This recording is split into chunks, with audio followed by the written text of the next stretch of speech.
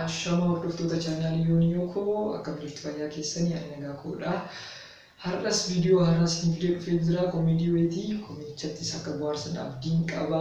Ammas warra chaanaalii kana haaraa taatan Yooniin jedhama. Subscribe gochuu keessa hin dagatina. Warri chaanaalii kana jala jirtan immoo laayikii tuquu keessa hin dagatina. Viidiyocha akka sirriitti ilaalamu jechaadha. Kanaafuu koomedii warraatti yoo isin darbu innaa Iriyaa kiyyarraa wanta keerraa kan ka'ee yaadeen baay'ee masaala bohaarsan isiniif qooduudhaaf fidee dhufe jechaadha har'a. Innaa maaltu mul'ate seetan Iriyaa koo kana Iriyaa qaba Iriyaa shamarree yookaan garlifreen isa jedhamudha. Affeerraadhaaf gara kaaffee fuudhee deeme jechaadha. Iriyaa isaa kana jechaadha. Innaa Iriyaatti fuudhee gaafa deemee nyaata affeerraadhaaf nyaata ajajan jechaadha.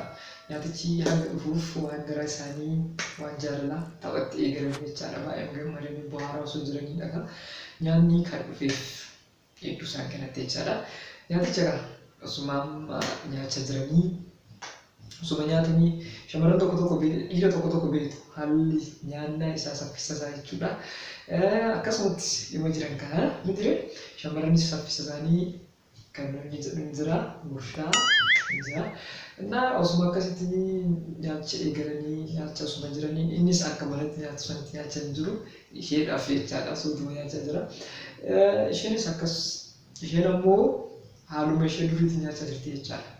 Nyaatti irra deddeebiidhaan nyaatti. Mucaa Iriyaa koo kan baay'ee isa ajaa'ibee jennaan nyaaticha dhaabee laaluu eegale jechaadha mucattiin. Akkasumaan laaluu eegale osuma Micattiin amma isumaayyuu dagatteerti. Nyaatuma irra jirti nyaata jechaadha. Asumaan osoo giddee akkuma gidduu jechuun nyaaticha gidduu jechaadha. Nyaatuma maayidha maal jechaa jirti. Lakki nyaachaa hin jira. Qo'i garuu ati nyaachaa jirtaa maal jedhaan kan Iriyaan koo kun. Eeyyee nyaachaa hin jira baay'ee isaanitti tolee yaadhaa fi rakkii maal jettiin.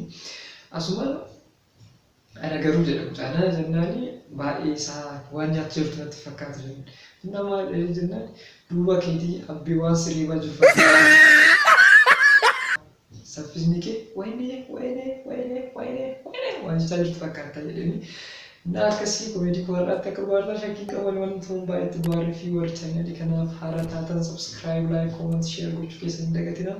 Warri chaanaalicha keessa jirtan immoo viidiyocha akka sirriitti ilaalamu like gochuu keessa hin dagatina.